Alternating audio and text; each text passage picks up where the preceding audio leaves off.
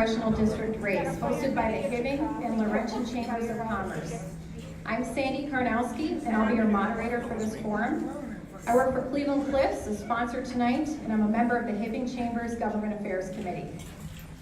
I'm joined by more representatives from the Government Affairs Committees of both chambers. Our panelists tonight are Dan Erickson and Joni Dahl from the Hibbing Chamber, and Marcy Knight and Kurt Duran are here from the Laurentian Chamber, and Bill Lowry will be our time cue person tonight. So. This group will pose questions to the candidates. I'd like to thank Melissa Cox, President of the Laurentian Chamber, and Lori Fito, President of the Hibbing Chamber of Commerce, and their staff for their work to plan and prepare for this candidate forum. We'd also like to thank HPAD for filming the forum and the Minnesota Discovery Center for providing this venue for this event. In addition to the chambers, this forum is sponsored by Max Gray Construction, Cleveland Cliffs, and Northeast Technical Services. Thank you. Your contribution was key to pulling together this event. Now I'd like to introduce the candidates for the 8th Congressional District race. Democrat Joe Radinovich.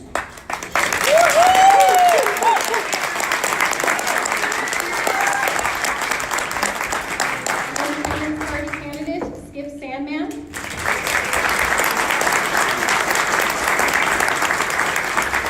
And Republican Pete Stauber.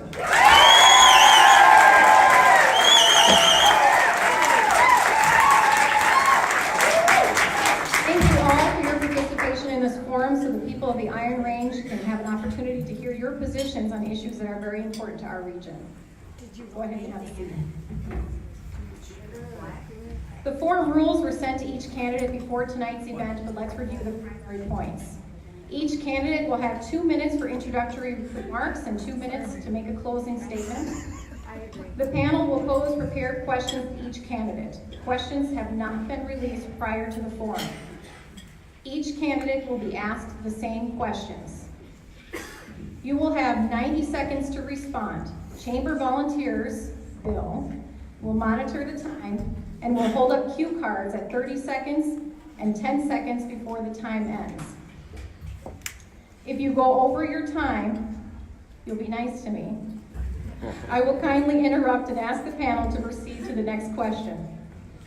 We ask that you please stay on topic and answer the questions that are asked. The panel reserves the right to give 30 seconds for rebuttal. Audience members, I know you'll all be very well behaved tonight. We ask that you please turn off your cell phones. In an effort to provide a civil and informative exchange of positions and ideas, please refrain from clapping or cheering. We will not tolerate any disruptions. Earlier this evening, the committee members drew names to determine the order by which candidates will speak. The order for tonight will be Joe Radinovich, followed by Skip Sandman, and then Pete Stauber. Now let's get started with opening statements, starting with Joe Radinovich.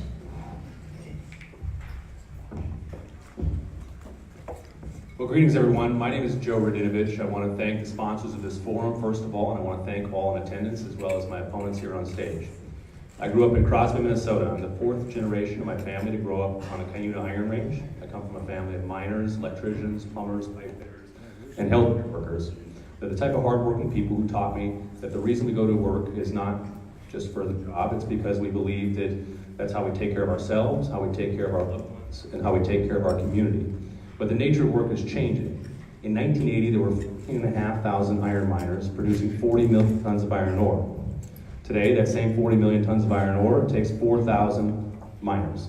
That's 10,000 people who used to be able to walk to high school and onto a job that would support themselves and their family. But these changes aren't limited to mining. They're happening in farms, factories, they're happening on the highway and at the grocery store. The story of our economy is that we are wealthier and more productive as a nation than we have ever been before. And yet working ground. I think we deserve a government that focuses on 3 key areas. The first is on retirement security. That means protecting Social Security, Medicare, pensions, and the unions that fought for them. The second is on investments in the places and people of this country. That's infrastructure, broadband, roads and bridges, healthcare, childcare, and college affordability. And the third thing we need to do is wrestle control in our democracy away from special interests in Washington, D.C., millionaires and billionaires who would pollute our airstreams with negative ads not designed to encourage people to vote, but rather to make them cynical about our political system. The stakes are clear in this election. I think that every election ought to be about the future. That's why I got into this race. That's why I'm here tonight. That's why I'm asking for your support. Thank you. Mr. Sandman? Good afternoon. My name is Ray Skip Sandman, and as you know, I'm running for the 8th Congressional District. And unlike Joe, my ancestry's been here in this 8th Congressional District area since the early 1400s. I am a Fond du Lac band member, an elder, a father, a husband, and 16 grandchildren, and soon to be a grandfather. I got into this race because I believe that we need to protect what was given to us and what we all here in northern Minnesota appreciate and enjoy, and that's our environment. We need to have single-payer health care in this country. In fact, quick little story, my wife right now is down at the University of Madison. She's going under major surgery, and she's in the ICU. But she wanted me to come here tonight and talk about single-payer health care. 24 people are in that ICU unit. I talked with 22 of the people and their families. They are worried about not having enough to pay or going bankrupt, the healthcare cost.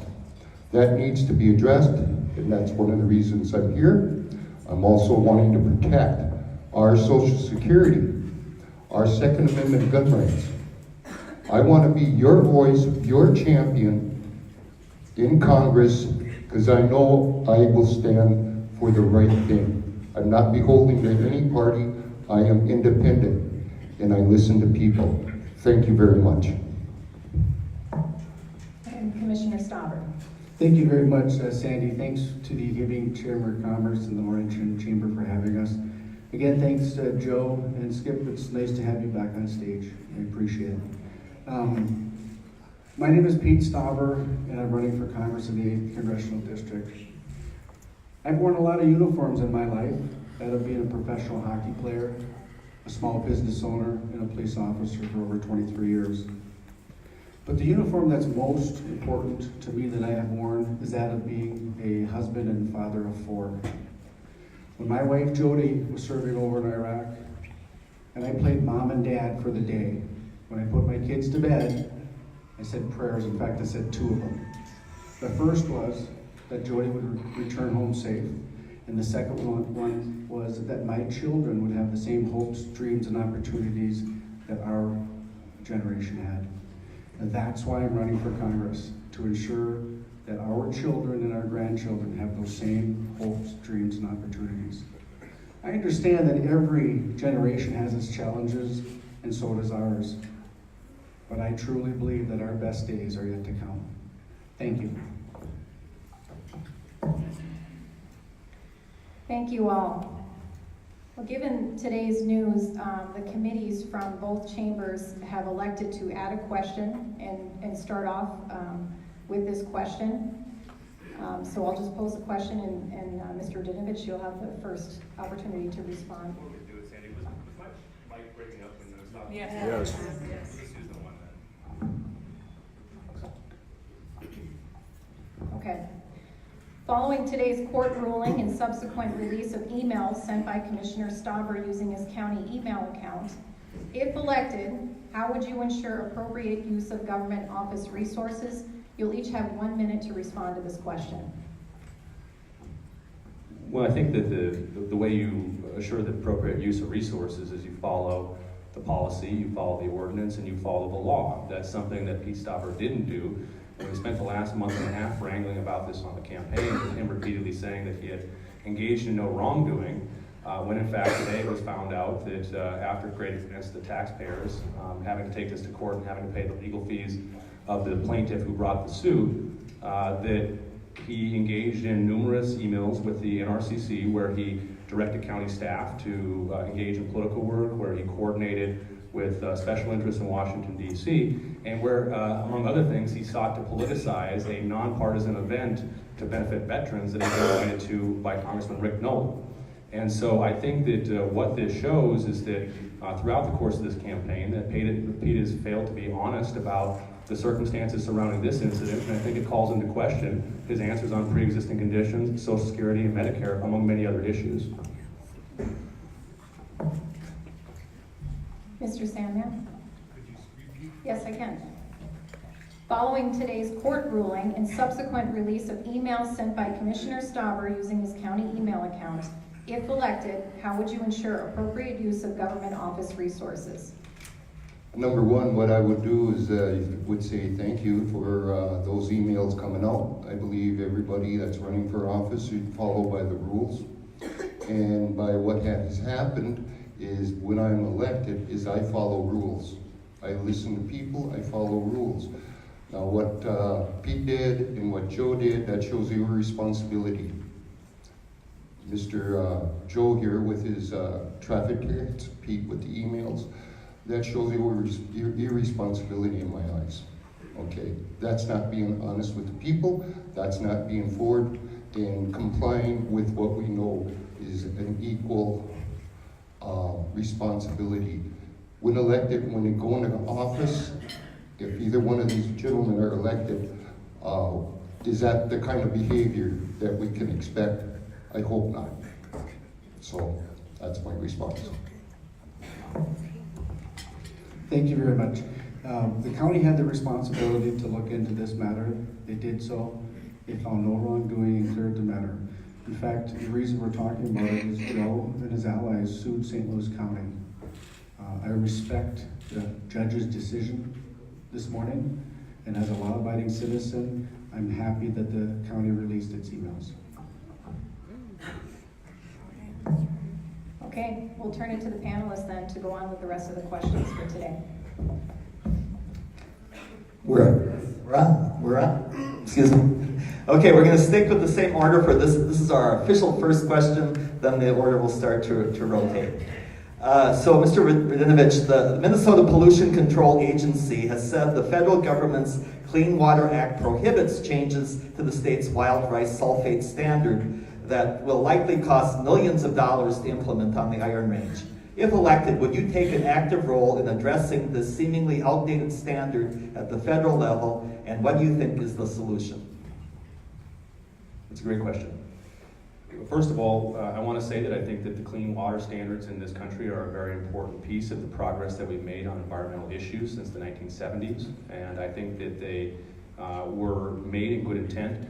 But the problem that we have with this particular standard, in my view, is that it was based on 1940s field science. It was instituted in the 1970s, and it doesn't necessarily accurately reflect the most updated science. And I think that all of us, including those of us who are deeply interested in making sure that we have a clean environment, have an obligation to follow science. And so I would want to partner with the state of Minnesota as they continue to evaluate how the standard is going to impact wild rice waters here in the state of Minnesota. Wild rice waters being very important to northern Minnesota. And hopefully revise the statute in a way that reflects the most current science and allows industry to continue to meet the standard and to make sure that we're protecting the environment at the same time. Okay, thank you.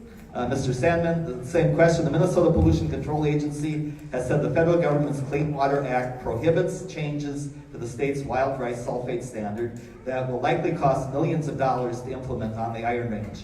If elected, would you take an active role in addressing this seemingly outdated standard at the federal level, and what do you think is the solution? I think the solution is that we need to go by science, okay? If and when it puts that wild rice standard in jeopardy, then I will oppose it wholeheartedly, because that is food and it's indigenous to this area, and nothing should ever, because of science or moving forward with technology, should be put at risk. A lot of my Native friends, that is their income. That is their income on a yearly basis, is gathering wild rice and selling it on an open market. So when we look at one industry, we have to look at both industries and somehow come to a comparable solution where both can thrive, but not to wipe out each other. So. Okay, Commissioner Starbird, would you like the question read? I've got it. No, that's fine. I think that earlier this, or late last year, I spoke in Brainerd publicly on this sulfate standard and understanding that there has to be follow the science. But currently, if the sulfate standard were enforced now, it would cost our communities millions of dollars to meet that standard, and it would jeopardize our mining industry. So I think that what we need to do is have that healthy discussion and what the standards, what standards can we live with and still have our wild rice and our mining and other activities. Thank you. Marcy. Mr. Sandman, what is your position on the 25% steel tariffs against countries like China? When you talk about the tariffs, it's a double-edged sword. One, it's great for the Iron Range because it put miners back to work, creates some jobs, and brings livelihood here to the Iron Range. But on the other hand, what it does is devastates our farmers in agricultural business. So that would need to really be looked at and if need be to be reappealed and pulled back until we can come to a solution that benefits all aspects of our economy here in Minnesota. Farmers are taking a hit. In fact, with that farmer industry and that bailout that Mr. Trump gave was $12 billion, only $1.9 billion went to the actual little farmer. The rest went to industries. So it's great for the Iron Range because it puts miners back to work, but the other hand, it's devastating the agricultural business. So those need to be looked at and what is fair with the agricultural and the tariffs, because that's a retaliation. So, thank you.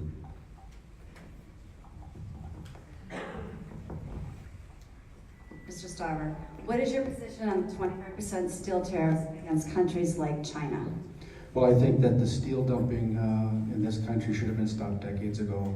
And I'm happy that we had the administration, the Trump administration, made the decision. President Trump has the backs of the steel workers. This should have been done years ago. I understand there's trepidation with the farmers as well. And I think that what our president is trying to do is make sure that our $600 billion trade deficit, that it is reduced to as close to zero as possible, because we know that the American farmer, the American steel worker, the American miner, the American manufacturer can compete with anybody in the world on a level and equitable playing field. So I know that those steel tariffs were good for the Iron Range and the families on the Iron Range. One of the most important lessons I've ever been taught in life was when somebody told me, if you want to travel fast, go alone. If you want to travel far, go together. And how that relates to this issue is I believe that it's clear that there was steel dumping going on and that was adversely impacting workers here on the Iron Range and across the country. Back in December of 2015, then Chief of Staff Dennis McDonough visited the Iron Range in a day that CEO Lorenzo Goncalves called the day that everything changed. And the reason he called it the day that everything changed was because the Obama administration worked through the trade courts legally to make sure that we were enforcing the trade deals that were on the books. And by the end of the 2016 year, every miner on the range was already back to work before Donald Trump took office.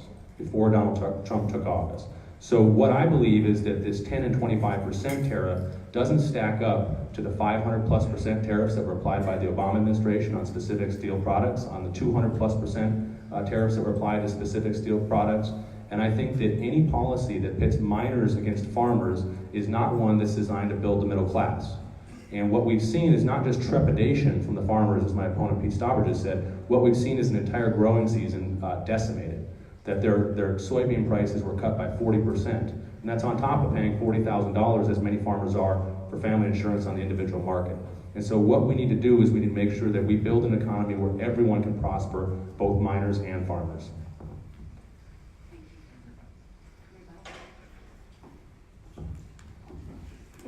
One of the things I'm very proud of is that when I met with the farmers, I understood the stressors they have, and that's why the Minnesota Farm Bureau has endorsed me. I'm very proud of that endorsement.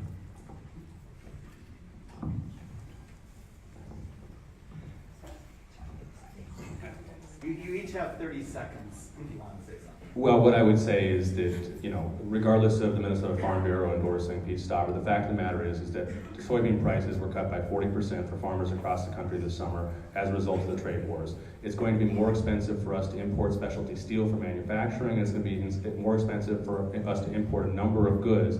And in fact, 1/3 of the taconite that's shipped across the Great Lakes comes back as steel into this country, and that transaction is under threat because of these tariffs as well. The trade wars need to be taken a look at. It's great for the Iron Range, and I applaud that with putting the miners back to work. But the dumping of foreign steel in here is not American. And the devastation that it's doing to our farmers is not American. I would say is that they need to pull that off the board and take a look on how it can benefit everyone, all the way across the board, not just certain industries. Thank you. Mr. Stauber, do you support mineral exploration in the Superior National Forest? I'm very proud that President Trump reversed the mineral ban. I had the opportunity to not only sit with President Trump, but Vice President Pence, and I talked to him. And when I met with them, in no uncertain terms, I talked about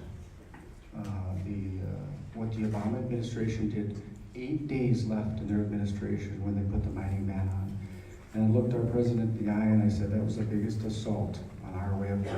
And it's not a coincidence that he reversed the mining ban and let the process continue where it was. I support the process, and again, I'm very proud that we're exploring again, and because we are gonna let the economic engine in our district thrive and boom with our mining.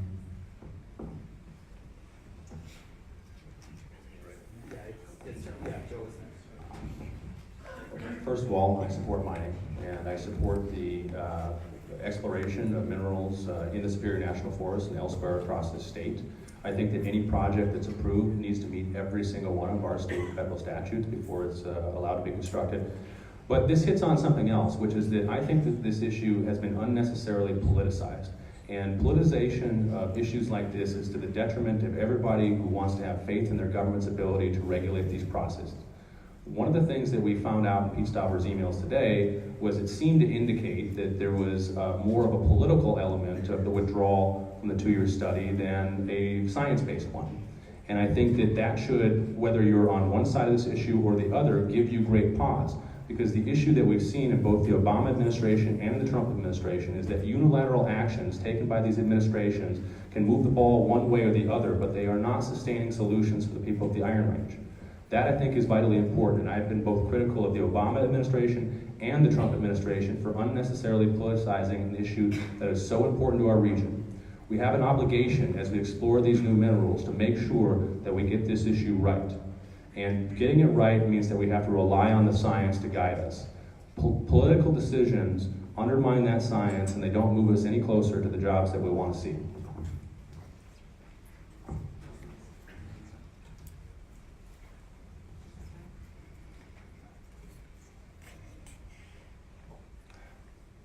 I would be very cautious with the extraction of precious metals. The type of science that they want that would make a safe environment, we do not have, or the companies are not willing to use. Therefore, it becomes unsafe And I'm just not talking about some jobs here. I'm looking at generations ahead. One of my visions is when I get to Congress is that I'll stand on that floor of the House and I will protest this becoming an open trade on the commodity market. Our water. It's not worth it to have that open trade on Wall Street. Now, if you're looking for investments, invest in bottled water companies. Because if it's allowed to happen, it will fail, and this will become the commodity. So therefore, until we get the science, I stand opposed to that. Thank you. Mr. Stauber, would you like to reply?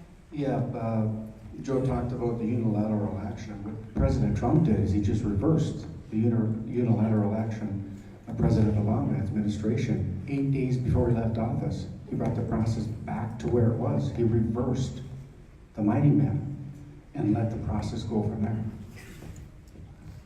there. Suppose I'll say more too. So I was critical of the Obama administration's withdrawal of the mineral applications in the Superior National Forest because I thought it was so obvious at the end of his term in 2016 that that would be reversed by the Trump administration, that it seemed to raise the profile of the issue. So if you were interested in protecting those lands, as many people here are tonight, I don't think it served that purpose. But I was also critical of the Trump administration's withdrawal from the 2-year Forest Service study because both Secretary Zinke and Secretary Perdue said in their confirmation hearings that they were going to allow that process to continue. It's a novel idea, but I think people should be held accountable to their word. One of the things is that, in my opinion, was President Obama did what he did. It was for the protection of boundary waters. It was the protection of our water. I believe that man understood the dangers involved by doing that, and by reversing that is opening a doorway to our own environmental disaster up here in the 8th Congressional District. So. Back to Mr. Radinovich. Joe, do you support tariffs as a way to resolve all international disputes? Yes, per the last question, I support tariffs as a means to resolve trade disputes. It's an indisputable fact that some nations have taken advantage of our trade pacts, that they've subsidized the production of products in their own countries, and that they've then tried to dump those subsidized products on our shores. And so tariffs are an effective tool to penalize those nations that have cheated our trade laws. However, there's a trade court framework by which we can legally apply these tariffs in cases where we're found to be right, as we were in 2015 and 16, or 2016, with the steel tariffs that we've talked about here previously. The issue I have is that when you unilaterally apply tariffs outside the framework of these agreements, what you open yourself up to are countervailing tariffs being applied by the other nations to the goods that we've talked about earlier tonight, such as soybeans and other agricultural imports. We've seen some nations apply tariffs to Harley-Davidson, bourbons created in Kentucky and other things like that. And so the problem is that when we make these agreements internationally, number one, we need to do a better job of negotiating them so we protect the American worker. But number two, we need to make sure that there are stiff enforcement provisions in them that can be meted out quickly so that we have an ability to deftly handle trade cheating cases such as we did in 2016. And an even faster turnaround would be better off, I think, in this case. Mr. Salmon, do you want the question repeated? Please. Do you support tariffs as a way to resolve our international trade disputes? When I look at the tariffs, and it will solve some of the things, but we gotta close some loopholes. If we don't buy steel from China, they sell it to Bolivia. Bolivia sells it back to the United States. So that's not stopping it, it's getting around the tariff. It will help by unilaterally restructuring and re-looking at how the tariffs are applied and closing those loopholes. So what is affecting and profiting for the United States is across the board. So yeah, I do. And I also agree, but you have to, there's another component that has to go with it. I think there needs to be negotiation and diplomacy as that happens. One of the things, I'll give you an example, there's a vegetable farm in Graston, Minnesota. It's a tomato and cucumber farm. They're competing with Canadian growers, and in Canada, vegetable growers are subsidized for the first 7 years of their existence. Guess what happens? After 7 years, they go out of business and they have their brother or sister, another relative, open it up. So it's continuously subsidized. So we need to make sure that not only with the tariffs, but the trade deficits get down to zero or close to it. The United States should never accept a $600 billion trade deficit. Thank you. Okay, Mr. Sandman, you are first on this question. Many believe that compliance with environmental regulations often creates a prohibitive challenge and cost for businesses. Please state your opinion on the appropriate role of regulatory agencies and what should be their boundaries and limits. Like I said earlier, and when I look at that and hear that, is we need to take a look at the regulatory agencies itself. Okay, too many times in the past, in the last 40-some years, our environment has beginning to be jeopardized and put in jeopardy, and not with the well-being of the individual citizens living within the district. We need to have a stronger voice. We need to say enough is enough.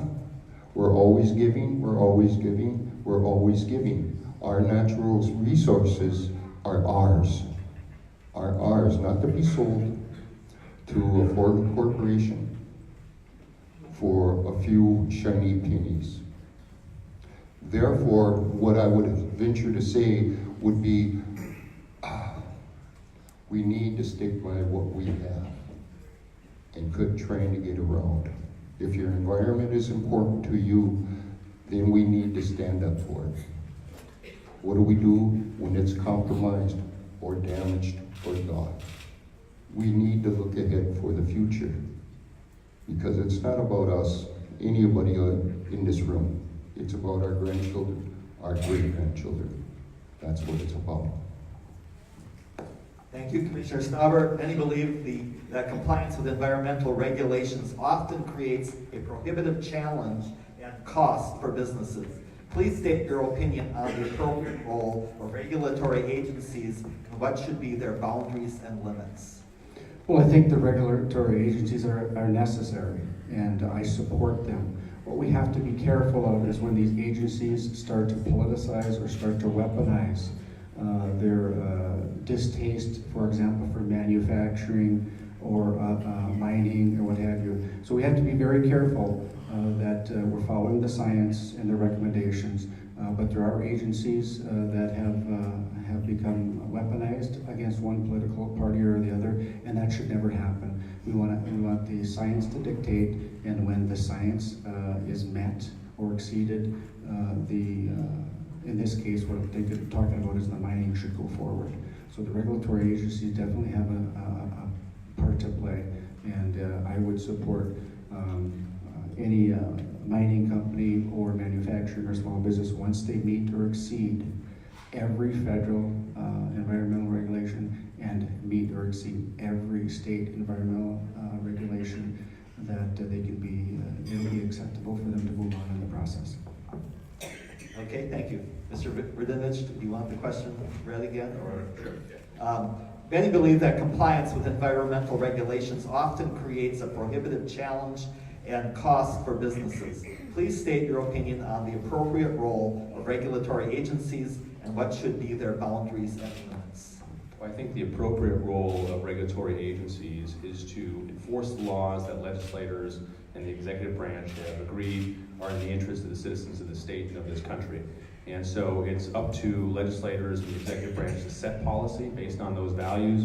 And what we expect from the regulatory agencies is that they should carry through their duties based on science and based on the letter of the law. And as sometimes regulatory agencies have gotten too zealous, perhaps, they've also become too lax at different points in history. And so we've heard of things like regulatory capture, where entire regulatory agencies become an arm of industry and fail to do their job. And when that happens, we suffer potentially very disastrous impacts of that. What I also believe is that government has a role in helping industry address the regulations going forward. And so what we've seen in this region, for instance, is that there's been some really interesting science that's been done at the NRRI or in labs around the Iron Range to help us address the sulfate standard, to help us address other water quality issues, and to help us come into compliance with the standards that are in place. And I really believe that by setting those high standards and making sure that we provide a runway for industry to be able to meet them, and also providing some allowance for the science to be developed so that these technologies can aid them, that's really the right mix of investment and regulation that can not only ensure that our environment stays clean into the future, but also that we can make sure that we continue to work with industry in the area. Marcy. Commissioner Stauber, we will start with you. Mitch McConnell recently advocated cutting entitlement programs to pay for federal tax cuts and to reduce the growing deficit. What is your position on cutting, reducing, or eliminating Medicare, Medicaid, and Social Security? I do not support cutting Medicare or Social Security whatsoever. I would advocate to protect, preserve, and strengthen them. Our seniors have been promised that they would have Social Security and Medicare when they age. That's a promise that was made by our government. Promises made, promises kept. One of the things that we have to look at is getting more workers to pay into Social Security and Medicare with the Tax Cut Jobs Act. More people are into the workforce. I think that's a good thing. But this has come up a number of times in the campaign, and I have said numerous times, Pete Stauber does not support cutting Medicare or Social Security. I want to preserve, protect, and strengthen them. The seniors deserve that, and it's a promise that we made to them.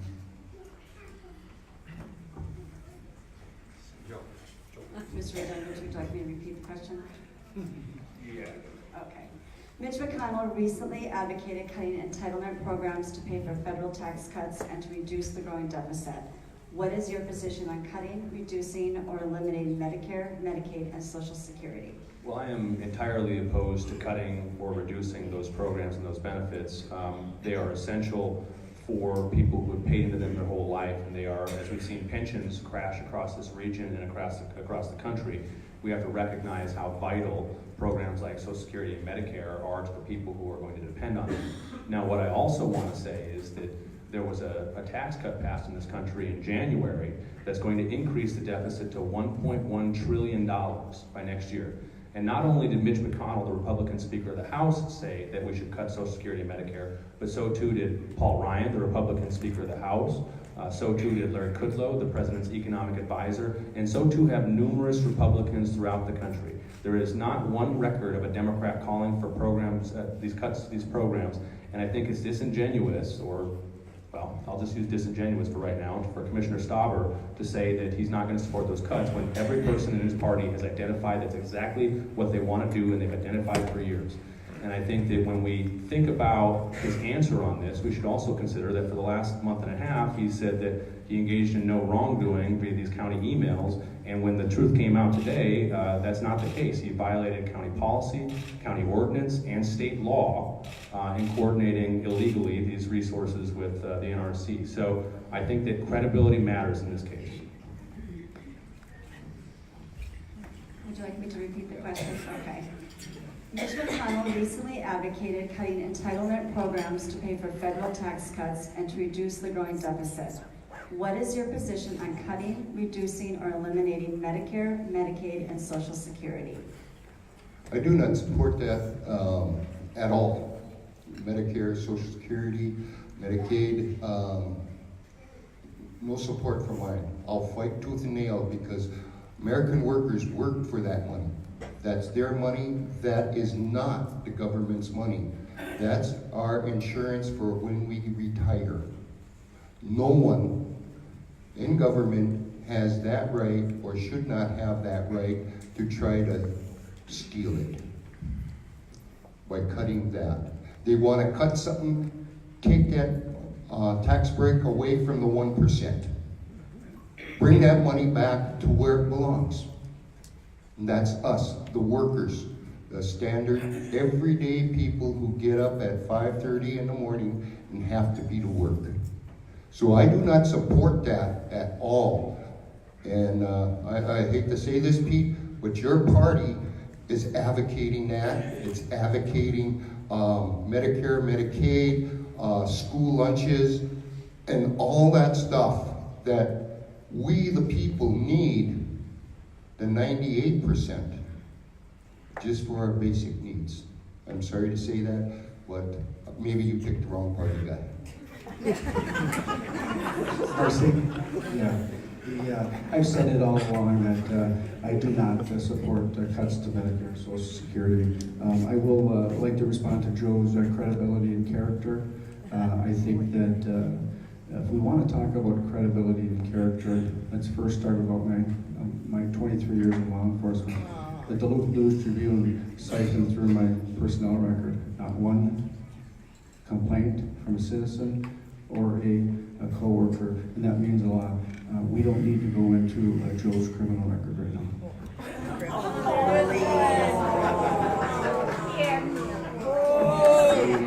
Please keep your comments to yourselves, please be quiet. So I'd like to just put out there, because I'm totally transparent and have been honest, that my criminal record includes parking tickets, speeding tickets, and a marijuana possession ticket from when I was 18 years old that was dismissed. That's it. I've been totally honest about that the entire time. And the fact of the matter is that this is a debate about the future of our country and the future of programs like Social Security and Medicare. Pete Stauber has repeatedly said one thing while his party has repeatedly done a different thing. And the same is true about his words and actions regarding what was found out today in the courts. I think that he has zero credibility on this issue and others. And I think it's vitally important that we hold him accountable to his word. Well, I love it that you guys are arguing amongst yourselves. It reminds me of you guys, third grade, fourth grade. What else you want to say? You know, when I'm elected to Congress, I have that unique ability. I don't sling mud. I have the ability to reach across the aisle and talk and come to an understanding with my opponents. Thank you. Thank you. Mr. Radinovich, what legislation would you support to change current regulations for firearm ownership and use?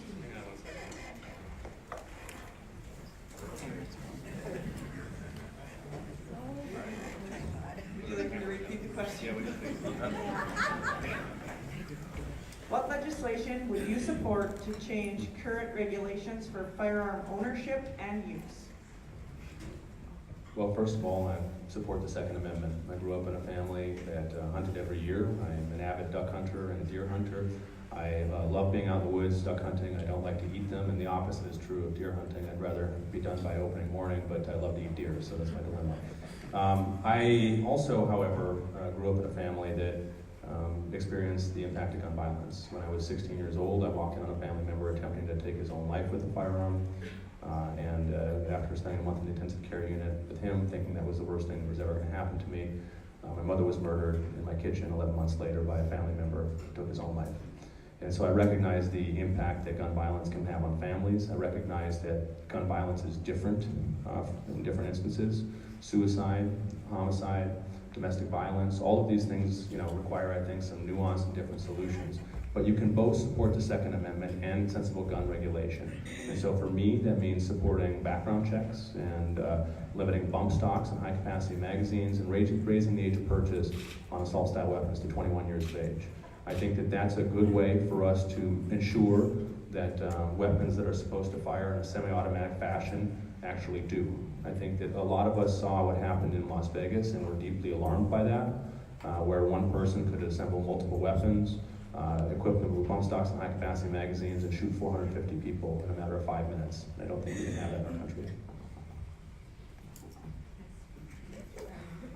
Well, I support the Second Amendment also. I'm not advocating taking anybody's guns away or anything like that. But But I also know, and I haven't talked about it in any of the other debates, but I also know what gun violence is. My brother used to be a county sheriff in St. Louis County in 1974. He was shot in the face, he was ambushed. And it was a long time that he took to recover. And about 15 years ago, my youngest son was shot in West Duluth. And they never did find that, who shot him. So, I know what gun violence is. I seen violence when I'm a military veteran, been in 2 tours in Vietnam. I've seen what weapons can do to people. By supporting and reactivating the 1994 assault weapons ban, you get rid of machine pistols, assault type weapons, you take away bump stocks, you take away the high capacity magazines. There's still 650 weapons that can be bought under that ban. We don't need assault weapons in this country. They are made for one thing and one thing only, as you just well seen. And it's the synagogue in Pittsburgh. Assault weapon turned into an automatic. We don't need that. And if it saves one life or lives, then it's worth it. I support the Second Amendment. There was 2 individuals that tried to take my life, once in 1995. I was shot in the head while off duty, and then while on duty a couple years later in a hostage situation, where the individual within 5 feet pulled a handgun, pulled the trigger. By the grace of God, it didn't go off. And I still support the Second Amendment. For those law-abiding individuals, the right to keep and bear arms to protect themselves or others from great bodily harm or death. And I think that it's one of the things that, if I'm elected, what I'd like to do is, I know that people talk about having like a driver's license that covers all states to be able to carry, constitutional carry. That if that goes forward, there has to be consistent training in all 50 states, just like a driver's license. My wife and I put 2 kids through driver's ed just a couple of years ago. They have classroom, didactic, and they have the ability to drive under an adult supervised person behind the wheel.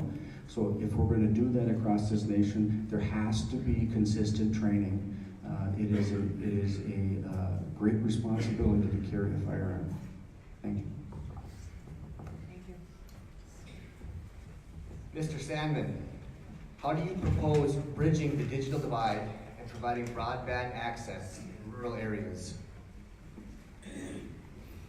When I'm elected Congress, I'll put forward on the floor a bill that, just like back in the 30s,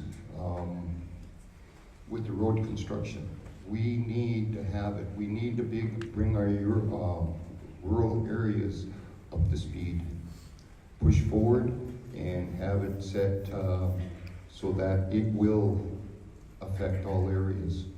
The 8th Congressional District is pretty big.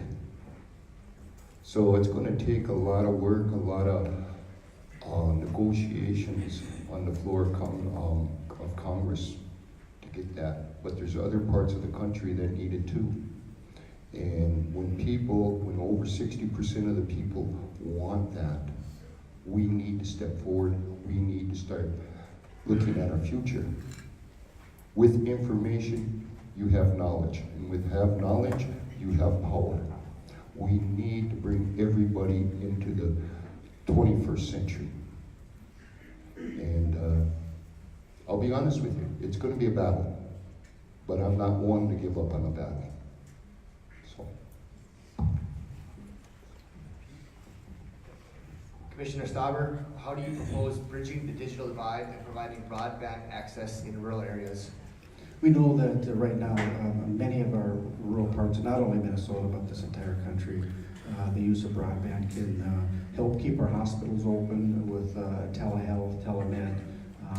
It can grow businesses in the rural parts of this country. Rural America matters, and this is one of the things that I think we need to really look at. I know that as a St. Louis County Commissioner, we just recently had a Steve Georgie from Rams to talk about Dig Once, our Dig Once policy. That I would like to have that looked at to be able to possibly implement that if financially it makes sense. But Mr. Sandman, Skip is absolutely right. That is going to be a battle, and I want to fight that battle for rural America, because we matter. We can have the infrastructure in our rural economies, rural neighborhoods and rural communities, and we can bring business. We can draw business and compete against business from the bigger cities, but it's an incredibly important step in the information technology highway.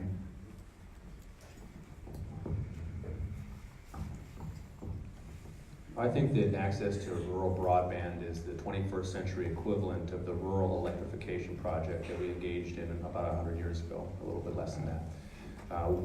Access to high-speed internet is so important for healthcare applications, for educational applications, for the ability to engage in commerce in the 21st century. And what I really think is a bright future for places like rural Minnesota, especially a place as beautiful as the 8th Congressional District, is that if we can attract people to our area based on our amenities, based on the lakes, based on the woods, based on whatever it is that draws you to northern Minnesota, and you have the ability to do your work from wherever you're at, that's a huge advantage to us and to our economy. So I believe that we need to continue to make these investments, and we need to put more money behind ensuring that we have border-to-border broadband. But this brings up an important point to me. It's easy for all of us to get up here and say the things that we're for, right? Who isn't for apple pie and motherhood? But the problem here is that we have to be able to pay for these things. And again, this comes down to the core and fundamental issue of this election, is that whether you support Social Security and Medicare, or whether you want to see broadband development, when we give away 80% of the benefit to the top 1% of income earners in this country with this tax bill, how are we going to pay for these things? There were 400 hearings on infrastructure over the last 2 years in Washington, D.C., and only 5 minutes in 400 hearings was dedicated to how are we going to pay for this. And so when people wonder about Donald Trump's promise to invest in infrastructure not yet coming to fruition, don't wonder about it. It's because we gave the dang money away. Starting with Commissioner Stauber, do you support changes to immigration laws? If so, what specific reforms would you support? 23 years ago, I took an oath to protect not only the laws of the state of Minnesota, but the Constitution of the United States.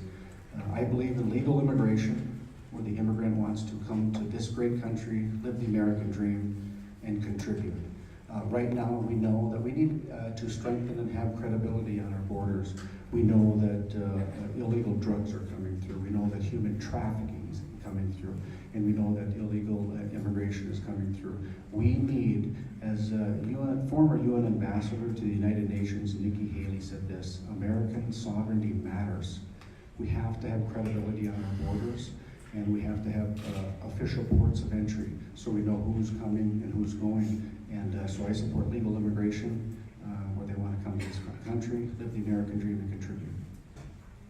Okay, Mr. Radinovich. Do you support changes to immigration laws? If so, what specific reforms would you support? Yeah, well, I support bipartisan comprehensive immigration reform, as we've attempted to do numerous times in our country's history. And we're unable to get that done, but here's why it's important. It's because this country was, after the indigenous people were here, obviously long before us, built by immigrants coming over, people like my family that came over 105, 110 years ago to Evelyn. And they were the type of people who had a dream and ambition and wanted a better opportunity in this country. And there are many other people in this country right now who are living in an undocumented status. And the problem with that is that these people who are living in the shadows are being exploited, right? They're being exploited for their labor, and that drives down American wages. They're being exploited in crimes. They're being victimized. They're having to engage in an entirely cash economy. And that undermines our safety and our integrity as legal or natural-born citizens in this country. So I believe that we should have a responsible path to citizenship. I think that we should dedicate our enforcement resources to the most logical places. I've heard my opponent, Pete Stauber, at various times call for a border wall on both our southern and our northern border. I think that that's a waste of money. I think that those resources would be better focused on ensuring that our agencies, whether that's ICE or Customs and Border Protection, have the resources that are necessary to make sure that we're cracking down on people who are coming into this country legally through legally issued visas and yet are overstaying their welcome, which is actually the source of most of our undocumented immigration. Mr. Sandman, do you support changes to the immigration laws? If so, what specific reforms would you support? Immigration, okay. Here we go. I believe in immigration because that's what made this country great. But what I would do is do proper vetting. We don't need a wall. We don't need a southern wall. We don't need a northern wall. What we need is to get Mr. Trump out of office because he just signed into office an executive order that stops and stomps on the 14th Amendment. And that is not American. Immigration made our country great. And we need to welcome with open arms when people come to this country and want to do it legally and request asylum. We need to embrace them once they are properly vetted. We have over 600,000 European immigrants that have overstayed their visas. And I have never heard on television or any of the news media of them being rounded up and shipped back. I wonder why. Is it a war of race? So immigration is very important, but through proper vetting,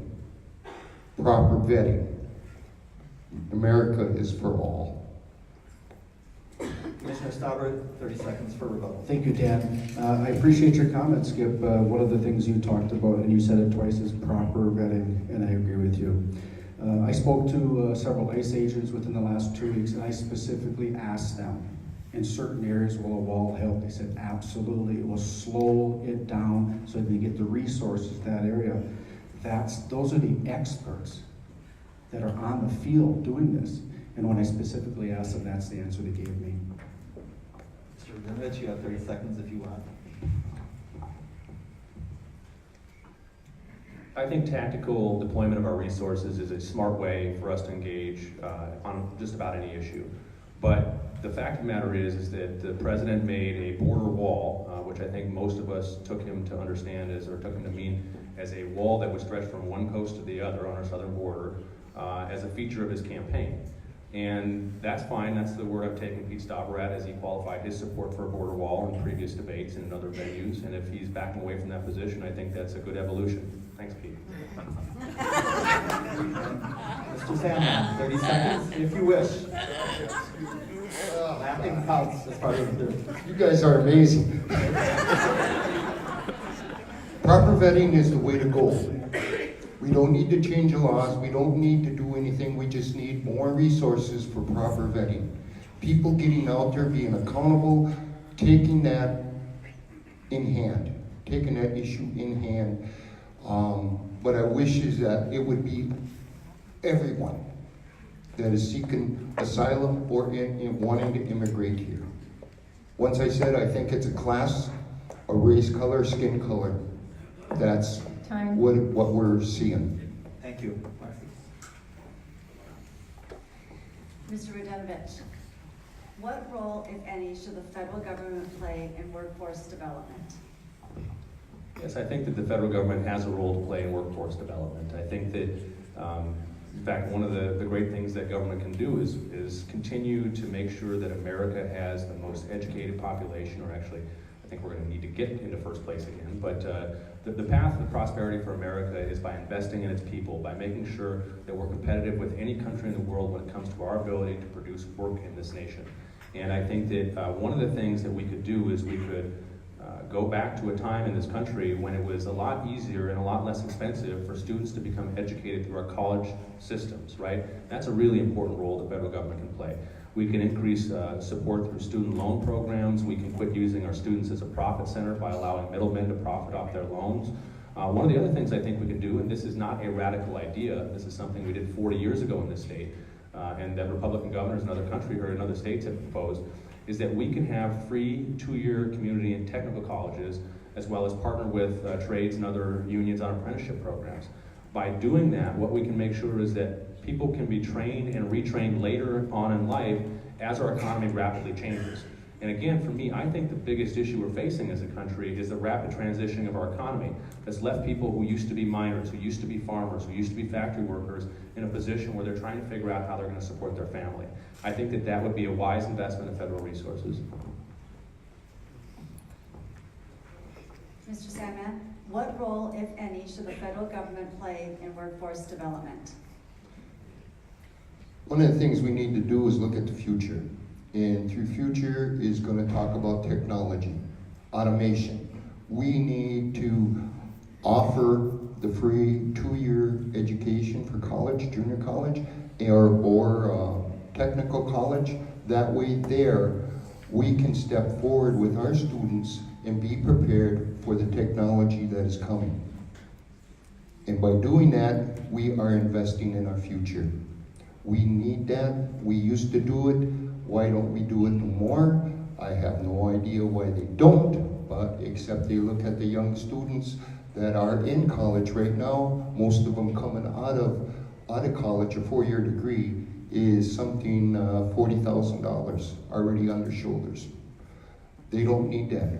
This country can thrive by giving the 2 years.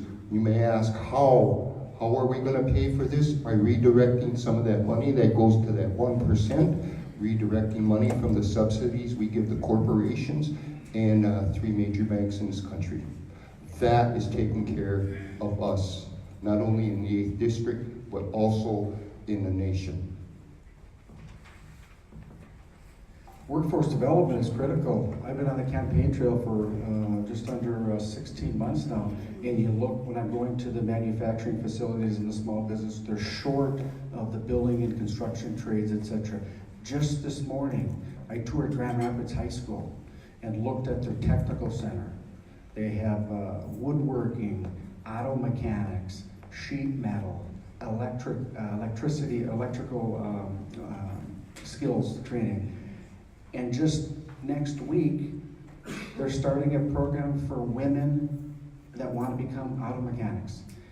Grand Rapids High School, in my mind, of the high schools that I toured, is the gold standard for helping get our young people in the workforce.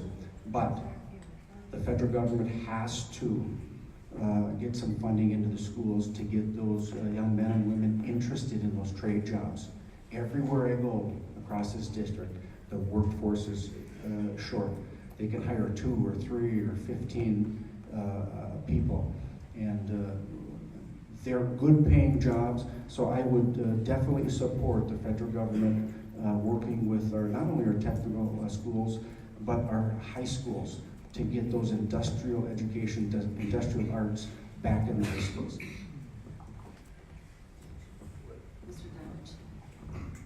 I also had an opportunity to tour Grand Rapids schools. It was a neat experience. All the students went, "That's Joe Radinovich. Too bad." So they know me because of all the spending against me. But I also have to bring this back to the main point, which is that we have a tax bill that was passed in this country that will give 80% of the benefit to the top 1% of income earners. And so we all know how to spend money on important programs. Indeed, Pete just said he did. But the problem is, again, how are we going to pay for it? In the last debate, he said he cared about the deficit. He said that he wouldn't touch Social Security and Medicare. And he said that where he would target cuts are $5 billion worth of food stamps, right? And so the numbers just aren't adding up here. We can have these types of investments. We can rebuild our communities. We can make sure that American workers are the most educated in the world. But it's going to take money, and we can't give it all away to the wealthiest 1% in this country. Mr. Salmon? We don't need to raise taxes with this.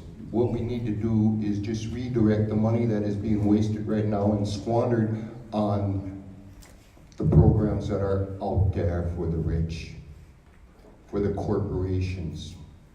You know, in this country, it's $1.5 trillion in student debt. If they can give trillions of dollars away to 3 corporations and 3 banks, they darn sure can fund this educational program. They can do that. Why aren't we demanding it? Why are we settling our youngest and our brightest future with big, huge debts? We can do better. Commissioner Sauber? Okay, I'll remind Joe what I said. It was $5 billion of fraud. in the SNAP program. I never said to reduce that. We have waste, fraud, and abuse, duplicative services in our federal government. And I want to, if I'm elected, go in and look where we can save some money, stop the fraud, waste, and abuse. I think that's important, so I just wanted to correct Joe in case he misheard me. Thank you.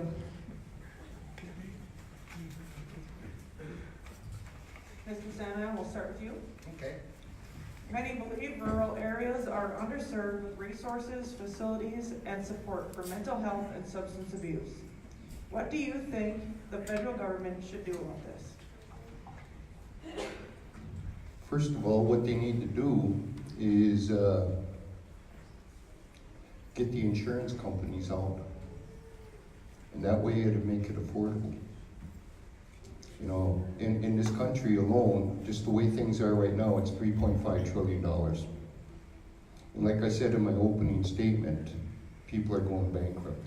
They're losing. What we need to do is redirect some money. Redirect some money so that there's a single-payer healthcare system in this country. And all the other industrial nations in the world have it. Why can't we? When it's over 60% of our population needs that, and that is the biggest concern for the working class. What's going to happen if they get sick? Like I said earlier, my wife is in the hospital right now, undergoing some major surgeries. If I didn't have health insurance, which is very hard for me to afford, what would I do? So the federal government needs to take a look at that, and when I'm elected to Congress, I'll stand on that floor and I will push for single-payer health care. I'm not under the illusion that it's going to be an easy fight, because big corporations and money don't want it to happen. They want to keep their profits high, keeping more for them, less for us. We need a revolution in this country. Number one, healthcare. Healthcare should be a concern for every citizen in this country.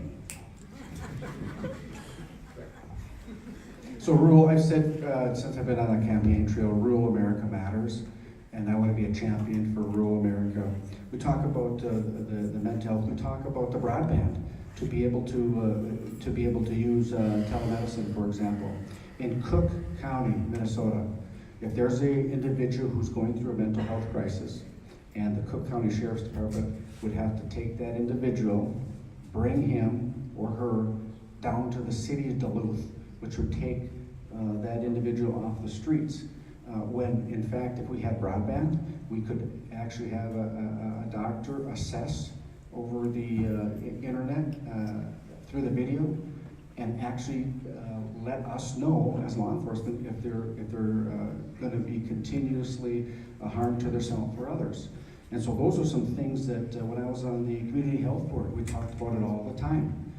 We need to ensure that our rural hospitals and clinics have the availability to serve those in need. But when they don't, the telemed via broadband can really speed up the process, not only for the individual that needs the help, but for law enforcement in this example. And I've said this as a law enforcement officer numerous times, we cannot arrest ourselves out of that situation. It doesn't work. And we as a community need to stop the stigma with mental health. 1 in 5 of us adults will go through a crisis sometime in our life. We need to care and give compassion to people who are going through those crises. Well, I agree with points made by Commissioner Stauber about compassion and mental health issues, and I agree with Skip Sandman about single payer, and I hope we have an opportunity to discuss healthcare some more. But to the point of this question, I'm going to tell you a story, and the story is about the opiate crisis. When we traveled the district in Duluth, it looks like a generation of lost parents, as Lutheran Social Services tells us. When I was in Minneapolis, there was a group called Natives Against Heroin, whose job was to rescue children as young as 10 years old who were being trafficked on the streets to support someone's heroin addiction. So how do we fix this problem? We know. We provide counseling, wraparound services, beds, and education, but the problem is that costs money. So what did the legislature do? They were going to introduce penny pill legislation to tax the pharmaceutical companies 1 penny per pill. so that we can set aside money to do this. The pharmaceutical companies have made billions from this crisis knowingly. So what happens? The pharmaceutical companies deploy 36 lobbyists to the state capitol. They killed the legislation, they took away your seat at the table, and the worst part is that when you went to go pick up the medicine that you needed to survive or stay healthy, you paid for those lobbyists. That's the problem with our political system, is we all know what the answer to these problems are, and yet we cannot see them done because special interests are feeding at the trough. That's why I accept no corporate PAC money, but one of the problems is that we have politicians who accept corporate interests from just about anybody who will give it to them. Pete Stauber has taken big pharma money, big insurance money, big oil money, big tobacco money, and I think that that type of influence makes it more difficult for us to address these problems when we go to St. Paul and Washington, D.C. Mr. Stauber, would you like to? Yeah, just a response. Currently, Nancy Pelosi is running ads against me. Big PAC, super PAC money. So it's disingenuous for Joe to say that. Getting back to the question. Okay. Getting back to the question is once we remove the big money and redirect that money, we can provide mental health and the medical needs throughout this 8th Congressional District to every living soul that needs it. But with the powers that be right now and the money that's there being redirected and squandered, it'll never happen. So you need a champion there standing on that floor fighting tooth and nail for your right. Okay. Joe, if you'd like to respond. Yeah. There's a difference between independent expenditure groups that are running ads on television, reprehensible and should be outlawed, and I support campaign finance reform. But on our own campaigns, we have the ability to accept or not accept donations. I don't accept one dime in corporate PAC money, and I never will. My opponent's taking big money from big tobacco, big oil, big pharma, and big insurance. How do you think he's going to be able to legislate your interest in Washington, D.C. when he's awash in corporate PAC cash? Back to Commissioner Stauber. Staying on the healthcare topic. Yeah. Is further healthcare reform needed in the United States? And if so, how would you like to see the healthcare system changed? So we know that this is a great topic. It's a really important topic for every American. And what I will say is, if the Affordable Care Act were the answer, we wouldn't be talking about healthcare right now. But what I've said is we want accessible, affordable, and quality healthcare for everybody. And let's start with the things that we do agree on. I think that we can agree on pre-existing conditions must be covered, and I've said that this is our 5th debate, and I've said that 5 times. Pre-existing conditions must be covered. We can start with associated health plans that we can agree on, transparency in prices, and drug pricing. Why, for example, can the Veterans Administration, why can they negotiate for drugs and drug pricing and Medicare can't? They should be able to reduce the cost for all of us. And so I think that we have to start with the things that we can agree on. The Affordable Care Act, there's some good things in it. I like the idea that the children are able to stay on their parents' plan until their mid-20s. I think that's a good thing, whether going to school or what have you. And I think that we can, when we agree on things, what we agree on, let's start with the things we agree on, and then go out from there. But there's a lot we can agree on. But what I don't agree with is Joe's plan of a $33 trillion government takeover. For those of you who are on your insurance, employer and paid insurance, you're off. Veterans like my wife, you're off. And our seniors are deathly afraid of losing their Medicare. Do you want the question again? Yes, please. Is further healthcare reform needed in the United States? If so, how would you like to see the healthcare system changed? Well, I think that further healthcare reform is needed in this country, and I think that most everybody would agree with that. The issue in this country is that we pay more per person than any other country in the world. We pay 31% more than the next highest nation, which is Switzerland. 18% of our economy is wrapped up in healthcare spending. The next highest nation for comparison is Germany at 12%. And we still have 30 million people in this country who have no insurance at all. And so what's the issue? The issue is that our healthcare dollars are going to places other than care. The highest paid healthcare worker in Minnesota made $66 million last year and didn't heal one single person. Think about how many doctors and nurses could be hired for that amount of money. I support a single-payer system, but I want to address some of the things that Pete said. He talked about covering pre-existing conditions, and we all agree that people with pre-existing conditions should be covered, but the issue is that their coverage is much more expensive than everybody else's. And so what the Affordable Care Act did was it made sure that there was what was called a community rating, so that people with pre-existing conditions paid no higher a price than everybody else. Simply having them covered isn't sufficient if they can't afford the coverage. That's the crux of the Affordable Care Act. And what we heard from my opponent is not one single idea that actually advances coverage in this country. Associated healthcare plans are not universally agreed on. The fact is that healthcare experts feel like, or sense that those plans will be used to do what was done before, that people will get coverage that isn't sufficient for their need, and it won't be usable. It'll either have too high of a deductible, or the benefits won't cover what's necessary for the people who need the coverage. What needs to be done here with healthcare in this country is we need to go to a single-payer healthcare. I take a look at Canada's healthcare plan up there.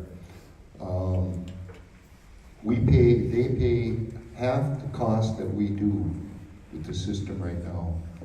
There is no waiting lines. In fact, a friend of mine even went down and scoped out some of the hospitals in Duluth.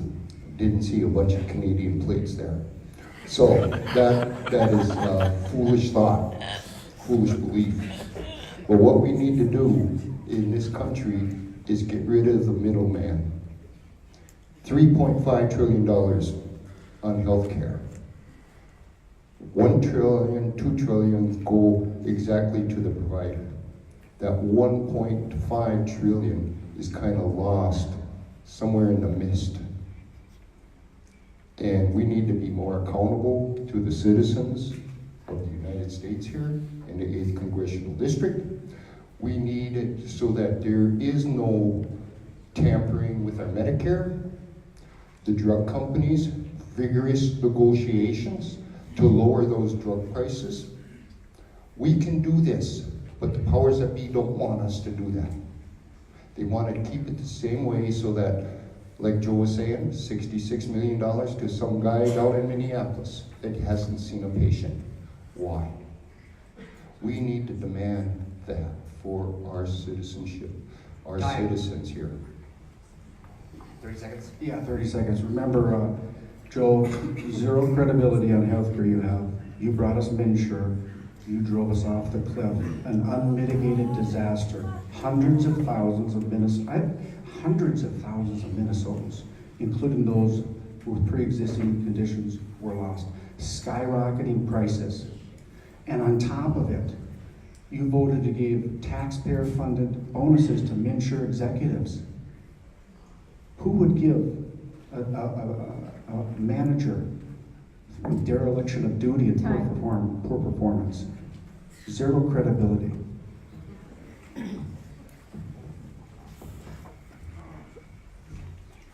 The fact of the matter is that my opponent hasn't offered one single idea on healthcare. Not one single idea that would ensure that people with pre-existing conditions can find affordable coverage.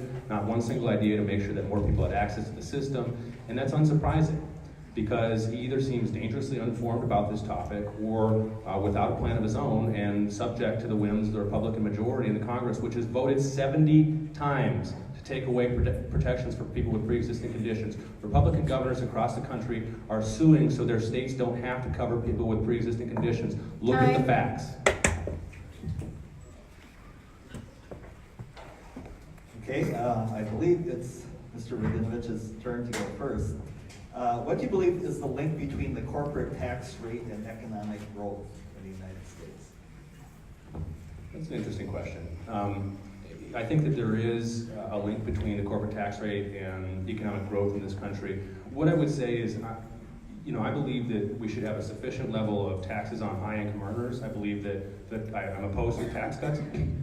But there is an argument to make that by having a corporate tax rate that's out of sync with many other nations, that what we do is we incentivize offshoring of profits.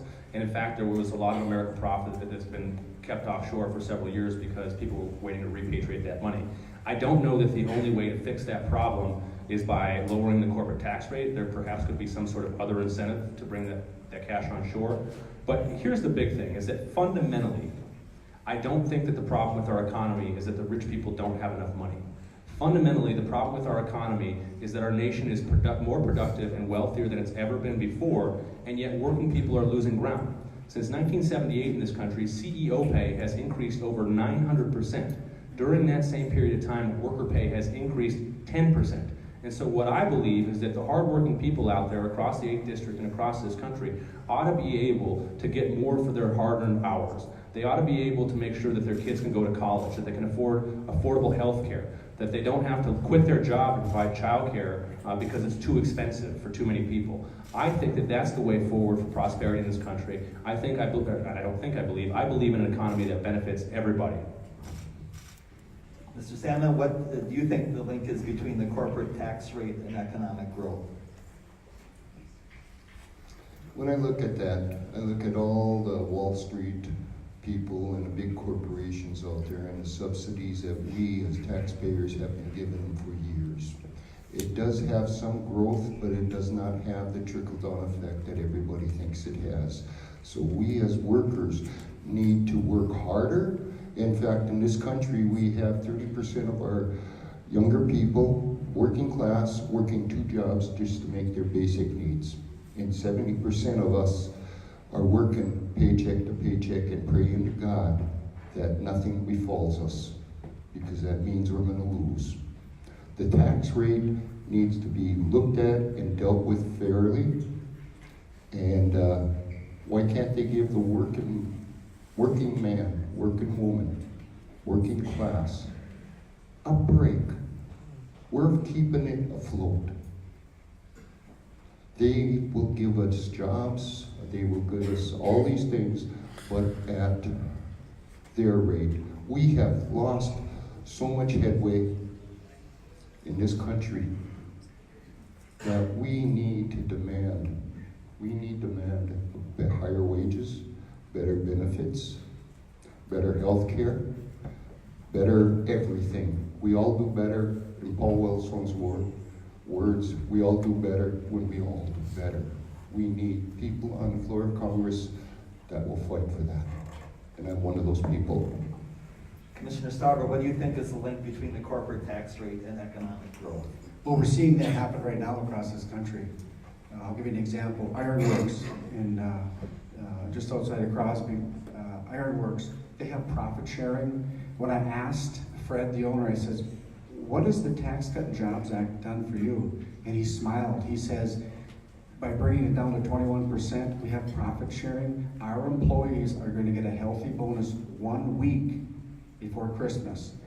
As a small business owner, to reduce the cost of small business, look what's happening. Business is surging. Unemployment historic lows. Manufacturing facilities are growing and hiring people. If you want a job, you can get a good job right now. Our economy is just getting reinvigorated. And as I go around this district, I'm seeing, when I ask about the Tax Cut and Jobs Act, how important it is. The brewery in Two Harbors, Minnesota saved $70,000 because the barrel of the cost on tax for a barrel of beer went from $7 to $3.50. $70,000. That's a lot of money for that small business in Two Harbors, Minnesota. They can reinvest in their employees or expand if they need to. So of course, reducing the tax rate's important. The small businesses are the engine of our economy. And that's what we talk about, unleashing the economic engine in the 8th District, helping our small businesses and manufacturers. 30 seconds, Mr. Radinovich. Well, it's good that there are so many jobs available, because unfortunately some people need 2 or 3 of them to get by. And that's the issue that we have in this economy, right? And so what I want to say is that the fact that the corporate tax rate is lower and that the high income tax rate is lower, benefits the wealthiest people in this country, but again, it doesn't benefit every individual. And what we're seeing is that too often these tax cuts are increasing the deficit, and they're going to endanger programs like Social Security. 100 times more money has been spent on stock buybacks than wage increases for workers since the tax cut. That's a fact. Mr. Sandman, you got 30 Here's seconds. the question: what is a good job? $7 an hour? $5 an hour? That's not a living wage. Too many people are struggling, some 2 jobs, some even 3 jobs. when we talk about lowering pay, what do they want to lower to? They want to turn it back into the 30s. They want to strip our unions of the power, their collective bargaining. That's where that Democratic, or not Democratic, Time. Republican ticket is going.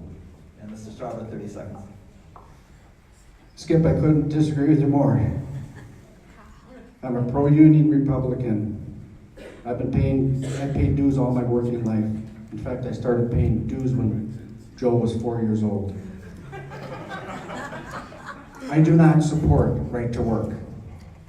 I support collective bargaining. And in fact, if Joe's health care plan goes through, our workers will lose a bargaining chip, which is health insurance.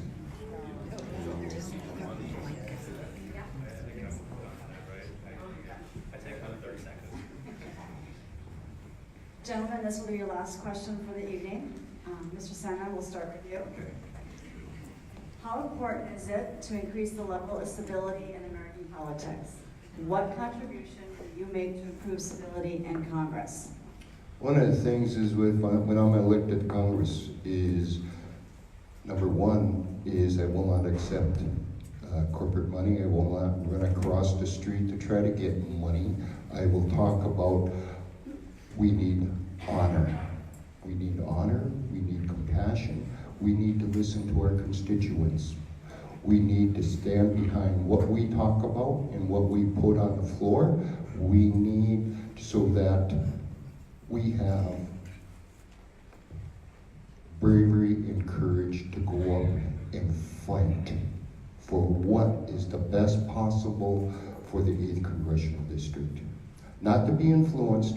I'm an independent. I'm sitting here between a Republican and a Democrat. All right? You heard them fighting. That's what got us in some of this trouble in Washington right now. They can't get along. But I can listen to both of them because I disagree with what both of them say. And the thing being is this, is that they have accepted money. Irresponsible in the past in some of their issues. And if that is what Congress is like, you can vote for Mr. Joe or Mr. Pete, but it's business as usual. People matter. Commissioner Strauber, how important is it to increase the level of stability in American politics? What contribution would you make to improve stability in Congress? I think stability is extremely important. The divisiveness in politics is palpable, and it's very unfortunate. What I want to do is try to lead by example. I talked and spoke to both Joe and Skip. They are not my enemy, they're my opponent. I respect both of them, and I think that's important. And also, if I'm elected, I've also said that I'm not only going to reach across the aisle, I'm going to get up and walk over there, build relationships, and legislate for the betterment of this country. I've done it all my life as a police officer. I have successfully worked with people across different lines, different various attitudes, etc. Very successfully, and I plan on doing that. Nothing's going to change. Nothing at all is going to change. I'm going to continue to work across the line because I think this country deserves it, and I think this country has had it with the divisiveness in politics.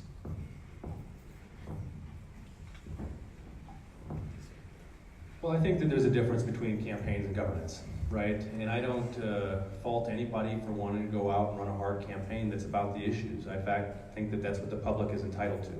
The idea that Pete and I are going to go out and vote very differently on some key issues is something that should be important to the voters who are here tonight. I think it's important to understand what our differences are, and I think that you're owed candidates who are going to be honest about their positions and are going to put ideas forth. And I don't think too often that that's been the case, unfortunately, with my opponent.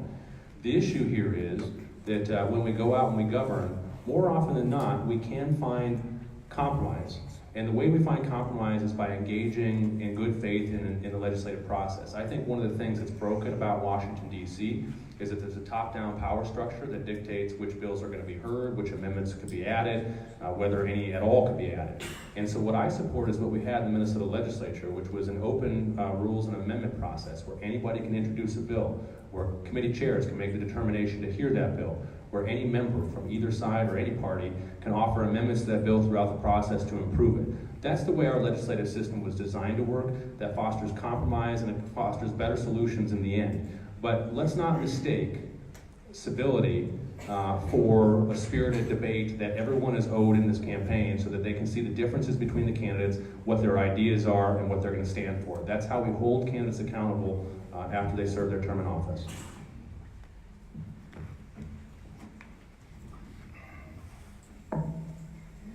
Well, that concludes the question and answer portion of this forum. We'll now allow each candidate to make a closing statement. We'll go back to Joe Radinovich. Well, again, my name is Joe Radinovich. I'm from Crosby, Arlington, Minnesota. I'm thankful for everybody who's here tonight. I'm thankful for my opponents on stage and for the sponsors of this debate. Over the course of these debates, you've had an opportunity to hear the differences between my opponents and I. And in the case of Pete Stauber and I, where he's been willing to offer ideas and where I've been willing to offer ideas, you can clearly see the differences. On the economy, I believe that we can't finance tax cuts for the wealthiest people in this country at the expense of programs like Social Security and Medicare. But the people running those ads against me, the people supporting Pete Stauber's campaign, who put millions of dollars into a smear campaign against me, do believe that we should be cutting those programs. When it comes to health care, we've seen Pete's party vote over 70 times to endanger people with pre-existing conditions. Up to 275,000 people in this district alone would be impacted by losing those protections. I believe that in the wealthiest and most productive country in the world, we can afford to make sure everybody has affordable health care in this country. And when it comes to removing the corrupting influence of secret money from our political system, time and time again, I have offered ideas on how to reform our political system. And it starts with me. I don't accept one dime in corporate PAC money.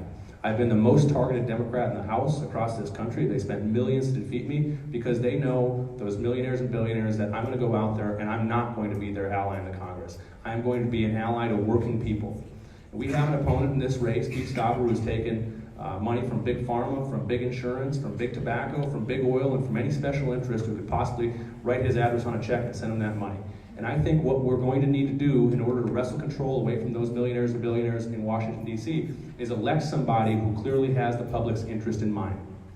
This election ought to be about the future. It ought to be about the issues. That's why I'm engaged in this. That's why I'm here tonight. I invite everybody over to Tom and Jerry's. We're going to have a meet and greet after this. I'd love to see you. I'm probably going to have a good drink and toast to everybody here, but I appreciate it. I ask for your support a week from today when the election's on November 6th. Thanks. Well, my name is Ray Skipsaman, and I am running for the 8th Congressional District. I'm running for your grandchildren. I'm running for your future. It's not about me here sitting here, but I have a voice. You have a voice, you have value. Your values is what I want to bring to the congressional floor. I want to protect our environment. I want to protect our Social Security, our elders, single-payer health care, rural broadband, education. These are the issues. These are the issues that I bring to the floor of Congress. These are the things that I will step forward and champion. I am not beholden to anybody, any party. I can reach across that aisle. I can negotiate. I can negotiate. I've been a corrections officer, retired corrections officer, 25 years. In that system, you have to learn how to talk with people. You have to learn how to de-escalate, come to an understanding. You need that in Congress. You don't need bandering parties. Once these gentlemen, if they are elected, they're going to have to side with their party or they're out. Simple as that. I don't. I care about your grandchildren. I care about their grandchildren. And that's what I'm fighting for. So I could use your support on November 6th. And I would appreciate your vote. Thank you. Well, thank you very much. This has been a wonderful campaign for me, and to Joe and Skip, thank you for taking part in this debate. For me, it is about the future, and I have said repeatedly across this, during the campaign trail, I've said one line that nobody will repeat, including Joe or Skip. I support iron ore mining, I support copper nickel mining, and I support Enbridge Replacement Line 3. Good paying jobs. They are not temporary jobs, they are permanent jobs for this community. And that's what I'm talking about when I say unleashing the economic engine of Minnesota's 8th district. We are sitting on a copper nickel mine that's probably the biggest in the world. We can do both. We can mine and have safe, clean water. This is an opportunity. We are blessed with those minerals, and there is no better people to mine that than the people here on the Iron Range. Skip, you talked about your years of service as a corrections officer. I had a blue-collar career in law enforcement for 23 years. I not only organized my union, but I became its president. And you talked about being able to negotiate during tense times and being able to reach across the aisle and understand what somebody else is going through. I did that for 23 years. In fact, I did it very well, and I'm very proud of my service. And I see one of my fellow members in blue back there. She's into her 13th year, and I appreciate your service. My name is Pete Stauber. I'm running for Congress, and I would appreciate your vote on November 6th. Thank you very much.